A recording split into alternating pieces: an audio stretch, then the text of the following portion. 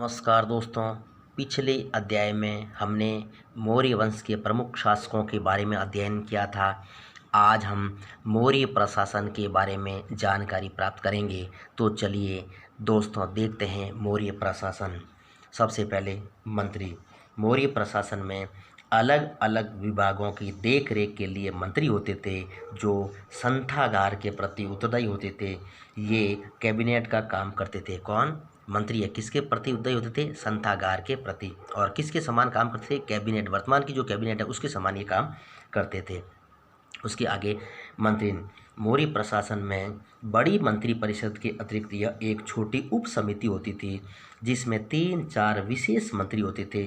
यह मंत्रियों पर नियंत्रण रखती थी। मंत्री में 3-4 विशेष मंत्रियों को लिया जाता था और यह किस पर नियंत्रण रखती थी? मंत्री परिषद के ऊपर नियंत्रण रखती थी मंत्री परिषद। अब इसमें आता है एक उपधा सुधम।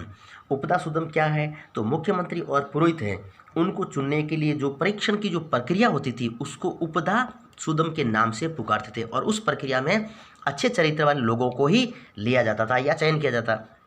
और परिषा क्या है? मंत्री परिषद को परिषा के नाम से मौर्य काल में पुकारते थे। अब मंत्री के सदस्यों का जो वेतन है वो 48,000 वार्षिक पण था और मंत्रिपरिषद के सदस्यों का वेतन है वो 12,000 वार्षिक पण था। ये कैबिनेट मंत्री थे इसलिए इनका जो वेतन है वो ज़्यादा था और इनका कम था। केंद्रीय अधिकारी तंत्र।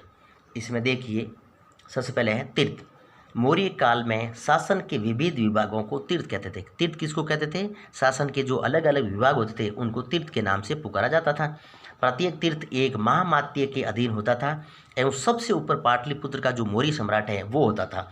कौटिल्य के अर्थशास्त्र में 18 महामात्यों एवं तीर्थों का जो उल्लेख किया गया है तो 18 महामात्य और तीर्थ में सबसे पहला देखिए महामात्य, महामात्र या प्रादेशिक। यह मंडल के प्रमुख जो अधिकारी, कार्यकारिणी और न्यायिक विभाग के उच्च अधिकारी होते थे और मंत्री व पुरोहित सबसे प्रमुख अधिकारी इसमें आते थे महामात्यों में। दूसरा आंतरवशिक। राजा के निजी अंगरक्षक सेना का जो प्रधान होता था उसको आंतरवशिक के नाम से पुकारते थे। तीसरा अंतपाल। सीमांत प्रदेशों का जो रक्षक है उसको अंतपाल के नाम से पुकारते थे।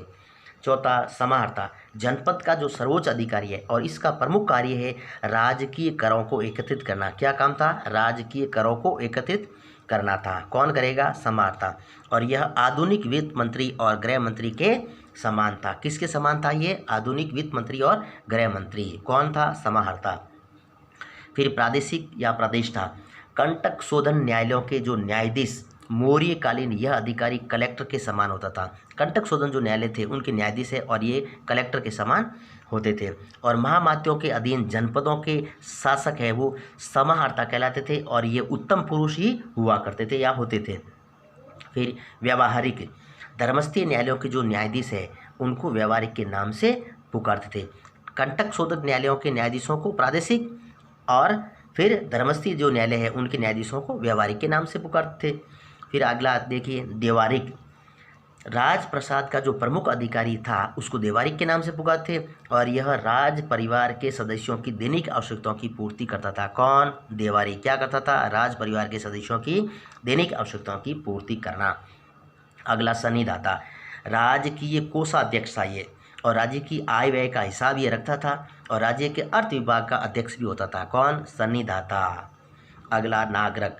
नगर या पुर का जो सर्वोच्च अधिकारी होता था, जो बड़ा अधिकारी होता था उसको नागरक के नाम से पुकारते और नगर की शासन व्यवस्था का संचालन नागरक करता था।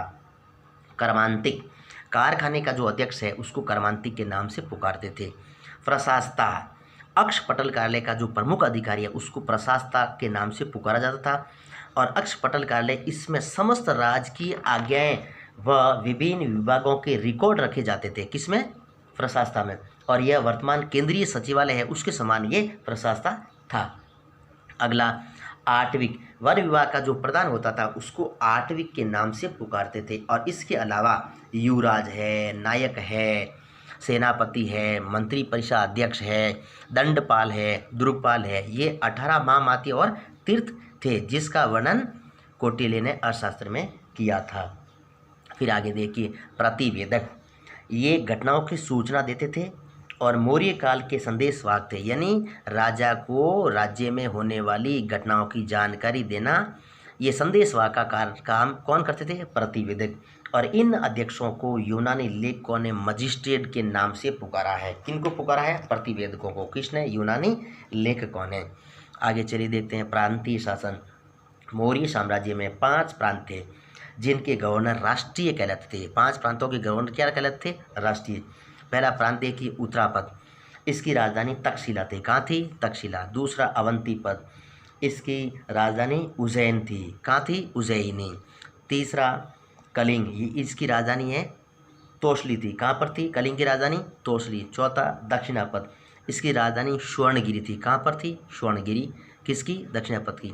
और पांचवा प्राच्य या प्राची, इसकी राजधानी पाटलिपुत्र थी। किसकी राजधानी? प्राच्य की। चंद्रगुप्त ने पुष्यगुप्त वेशी को काठियावाड़, जो सौराष्ट्र का राज्यपाल है, बनाया था। और अशोक के समय यहाँ का जो राज्यपाल है वो तुषास्प था। और संभवतः राजकुमार ही गवर्नर होते थे या बनाए जाते थे। अशोक के प्रांत में अनेक छोटी इकाइयाँ भी थी, जिसमें सबसे पहले देखिए स्थानीय। 800 गांवों का जो समूह है उसको स्थानीय के नाम से पुकारते थे। स्थानिक, स्थानीय का जो शासक था उसको स्थानिक कहते थे। और यह प्रादेशिक के अधीन काम करता था और इसका प्रमुख कार्य है करों को वसूल करना। किसका काम था? स्थानीय का। क्या था? करों को वसूल करना। द्रोणमुख, 400 गांवों का जो समूह है उसको द्रोणमुख के नाम से पुकारते थे। खारवटिक, 200 गांवों का जो समूह है उसको खारवटिक के नाम से पुकारते थे। संग्रहण, 100 गांवों का जो समूह है उसको संग्रहण के नाम से पुकारते। और यह गोप के अधीन होता था। कौन? संग्रहण है वो गोप के अधीन था। ग्राम, यह प्रशासन की सबसे छोटी प्रशासनिक इकाई होती थी। कौन? ग्राम। किसकी? प्रशासन की सबसे छोटी इकाई होती थी। और इसका प्रबंध है वो ग्रामणी करता था। और जो अवेतनिक पद था, इसका जो ग्रामणी प्रबंध करता था, ग्रामणी को किसी प्रकार का वेतन नहीं दिया जाता था। ये अवेतनिक पद था। अब आगे देखिए जनपद का शासन। इसमें समाहर्ता, यह जनपद का सर्वोच्च अधिकारी था और इसके अधीन निम्न अध्यक्ष होते थे। पहला देखिए नावा अध्यक्ष। नावा यानी नाव, तो यह जल मार्गों की व्यवस्था करता था। कौन? नावा अध्यक्ष। फिर दूसरा पणयाध्यक्ष, स्वदेशी व विदेशी व्यापार का नियंत्रक था और राज्य द्वारा निर्मित वस्तुओं के विक्रय की व्यवस्था करता। और यह मौर्यकालीन वाणिज्यिक अध्यक्ष भी था। कौन? पणयाध्यक्ष। शुल्क अध्यक्ष अगला, व्यापार से संबंधित करों को एकत्रित करता था। कौन? शुल्क अध्यक्ष। फिर पोतवा अध्यक्ष, माप व तोल के बाटों का नियंत्रक है वो पोतवा अध्यक्ष करता था। फिर मानाध्यक्ष, दूरी व काल से संबंधित माप के विभिन्न साधनों को नियंत्रित करने वाला जो अधिकारी था उसको मानाध्यक्ष के नाम से पुकारते थे। सूत्राध्यक्ष, राज्य की ओर से चलाई जाने वाली विभिन्न व्यवसायों का जो नियंत्रक था वो सूत्राध्यक्ष था। सौवर्णिक, ये बहुत महत्वपूर्ण पद था। राजकीय टकसाल का नियंत्रक था। कौन? सौवर्णिक। किसका नियंत्रक? राजकीय टकसाल। राज्य की ओर से सिक्के तैयार करने का अधिकारी सौवर्णिक था। फिर लक्षणाध्यक्ष, मुद्रा पद्धति का जो संचालक था उसको लक्षणाध्यक्ष के नाम से पुकारते थे। अगला सीताध्यक्ष, कृषि विभाग का अध्यक्ष और कृषि की उन्नति व राजकीय भूमि पर होने वाली कृषि की देखभाल करता था। कौन? सीता अध्यक्ष। फिर विविधाध्यक्ष, विविधाध्यक्ष चारागाहों का जो नियंत्रक, तालाब और कुएं बनवाता था और व्यापारियों के माल की रक्षा विविधाध्यक्ष करता था।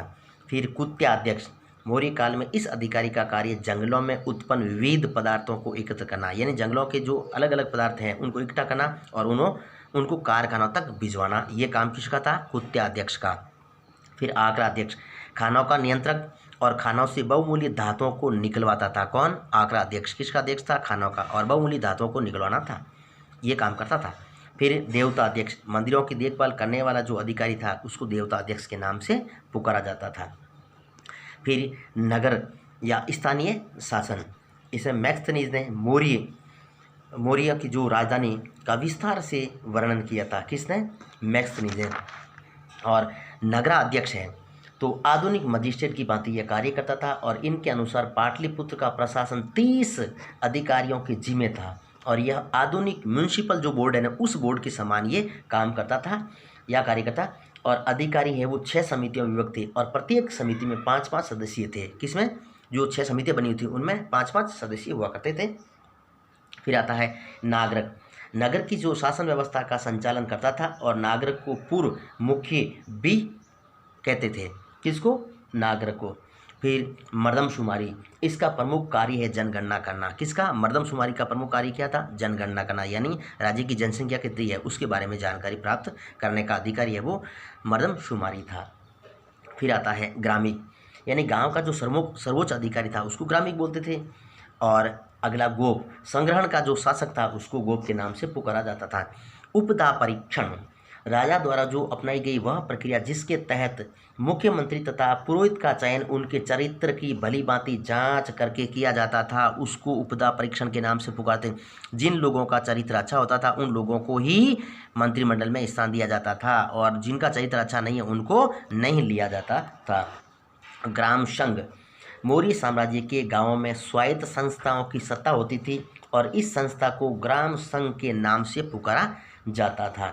राजा, प्रशासन का जो प्रधान होता था वो राजा होता था। मंत्रिपरिषद, मंत्रिपरिषद में जितने अधिक मंत्री होते उतना अच्छा होता। कौटिल्य ने छोटी जो परिषद की निंदा की और मंत्रिपरिषद के सदस्यों का वेतन है वो 12,000 वार्षिकपण था। जो अमात्य सर्वोपदा शुद्धम समझे जाते थे, यानी जिनका चरित्र अच्छा होता था उन्हीं को मंत्रिपरिषद में स्थान दिया जाता था, अन्यों को नहीं दिया जाता था। अमात्य और अध्यक्ष, केंद्र के समस्त जो उच्चाधिकारियों का जो संवर्ग अमात्य कहलाता था और यह आधुनिक आईएएस के समान था। कौन? अमात्य। किसके समान था? आधुनिक आईएएस के। न्याय व्यवस्था, इसमें देखिए ग्राम संघ, साम्राज्य का सबसे छोटा न्यायालय होता था। कौन? ग्राम संघ। और देश का सर्वोच्च न्यायालय राजा स्वयं है। जिस प्रकार से हमारा सर्वोच्च न्यायालय दिल्ली में है उसी प्रकार उस काल में मौर्य जो वंश की या साम्राज्य की जो राजधानी थी उसमें राजा बैठता था, वो सर्वोच्च न्यायालय होता था। कौन? राजा। फिर धर्मस्थी, वे न्यायालय जो मनुष्यों के पारस्परिक मुकदमों पर निर्णय देते थे, धर्मस्थी न्यायालय थे। और न्यायाधीश धर्मस्थ या व्यावहारिक कहलाते थे, यानी लोगों के आपसी झगड़ों का जो निपटारा है वो धर्मस्थी न्यायालय के द्वारा किया जाता था। कंटक शोधन न्यायालय, कंटक शोधन न्यायालय में वे न्यायालय जो व्यक्ति और राजा के बीच के विवादों को निपटाते थे उनको कंटक शोधन न्यायालय के नाम से भी पुकारते थे। और नगरों में न्यायाधीश, ठीक है ना, को व्यावहारिक महामात्र कहा गया था और जनपद के न्यायालय में राजूक न्यायाधीश का कार्य करते थे। छोटे छोटे जो जनपद थे वहाँ पर न्याय का काम कौन करते थे? राजूक। फिर राज्य की आय के स्रोत, पहला देखिए भू राजस्व, सरकार की आय का यह प्रमुख स्रोत या साधन था। फिर भूमि कर, उपज का 1/4 भाग या 1/5 भाग लिया जाता था और निजी भूमि पर खेती करने पर उपज का 1/6 भाग देना होता था। किसके? कर के रूप में। कौटिल्य के अर्थशास्त्र के अनुसार राज्य की आय के प्रमुख स्रोत थे, पहला दुर्ग, यानी मध्य साम्राज्य को नगरों से जो विविध आमदनी होती थी उसको दुर्ग कहा जाता था, यानी नगरों से जो प्रमुख आमदनी है उसको दुर्ग के नाम से पुकारते थे। राष्ट्र, राज्य के देहातों या जनपद से जो प्राप्त आमदनी होती थी उसको राष्ट्र के नाम से पुकारते थे। सेतु, सेतु का मतलब होता है फल, सब्जी, तरकारी, ठीक है, फूल आदि से जो प्राप्त आय होती उसको सेतु के नाम से पुकारते थे। और आयात कर को प्रवेशी और निर्यात कर को निष्क्राम्य कहते थे और आयकर है वो 20% होता था। कितना? 20% आयकर यानी इनकम टैक्स हुआ करता था। धन्यवाद।